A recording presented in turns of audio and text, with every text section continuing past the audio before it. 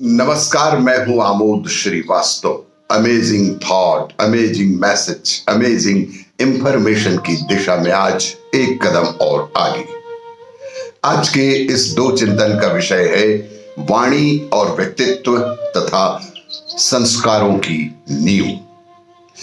आपको ये मेरा वीडियो अच्छा लगे तो लाइक करें, शेयर करें और लाल बटन दबाकर सब्सक्राइब अवश्य करें। साथ ही बेल आइकन दबाना बिल्कुल ना भूलें। आज के इस प्रथम चिंतन का विषय वाणी से होती है व्यक्तित्व की पहचान। एक समय की बात है, एक राजा सैनिकों के साथ शिकार के लिए जंगल गया। जंगल में राजा को बेहद प्यास लगी। राजा ने एक सैनिक को आदेश दिया कि वहां उसके लिए पानी ले आए। वहां से जहां एक नेत्रहीन वृद्ध आते जाते राहगीरों को जल पिलाकर जल सेवा कर रहा है। सैनिक उस नेत्रहीन वृद्ध के व्यक्ति के पास गया और बोला कि हे पनिहारे, एक लोटा पानी दे। वृद्ध व्यक्ति ने तत्क्षण जवाब दिया कि यहां से चला जा मूर्ख, मैं ऐसे सैनिकों को पानी नहीं पिलाता जिनकी वाणी कर्कश हो।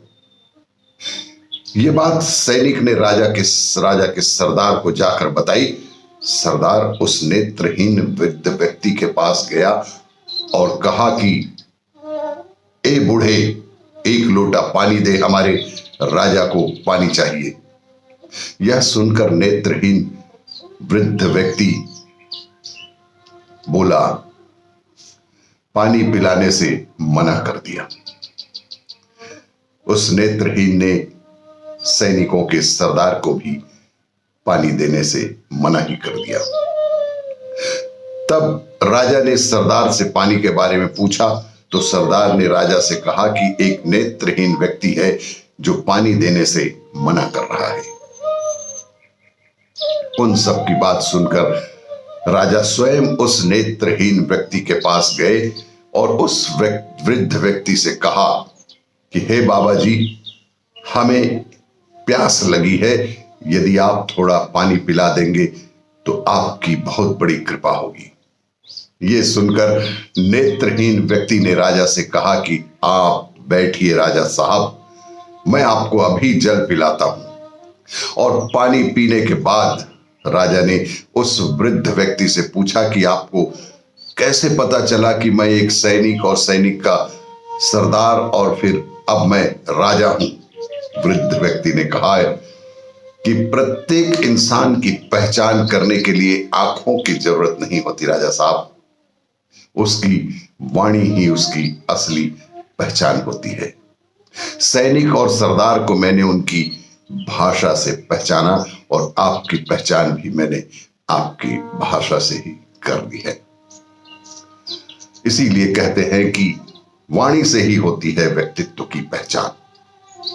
आज के इस दूसरे चिंतन का विषय संस्कारों की नींव बच्चों में बचपन से ही डालनी चाहिए। एक संत अपने शिष्य के साथ एक गांव में भिक्षा मांग रहे थे। इसी दौरान वे एक घर के बाहर पहुंचे। उन्होंने भिक्षा के लिए आवाज लगाई तो अंदर से एक छोटी बच्ची बाहर आई और बच्ची ने संत से कहा कि हमारे पास आपको देने को कुछ नहीं है। संत ने कहा कि बेटी, मना मत कर, कुछ नहीं है तो अपने आंगन की थोड़ी सी मिट्टी ही दान में दे दो। छोटी बच्ची ने तुरंत ही आंगन से एक मुट्ठी मिट्टी उठाई और भिक्षा पात्र में डाल दी। संत ने बच्ची को आशीर्वाद दिया और आगे बढ़ गए। कुछ दूर चलने के बाद शिष्य ने संत से पूछा कि गुरुजी, आपने भिक्षा में मिट्टी क्यों ले ली? ये तो हमारे किसी काम की नहीं है। संत ने शिष्य की समझाया कि आज वह कन्या छोटी है और अगर वह अभी से मना करना सीख जाएगी तो बड़ी होकर भी किसी को दान नहीं देगी।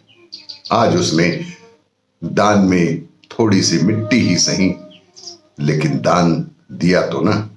उसके मन में दान देने की भावना तो जागी। भविष्य में जब वह बड़ी होकर सामर्थ्यवान बनेगी तो फल फूल और धन भी दान करने लगेगी। क्योंकि बच्चों को बचपन से ही अच्छे काम करना सिखाना चाहिए, अच्छे संस्कार देना चाहिए। बचपन से ही उन्हें अच्छे कर्मों में लगाना चाहिए, अच्छे कामों के लिए प्रेरित करना चाहिए। तभी वे बड़े होकर अच्छे इंसान बनेंगे और सदैव ही बुराइयों से बचते रहेंगे। इसलिए संस्कारों की नींव बच्चों में बचपन से ही डालनी चाहिए।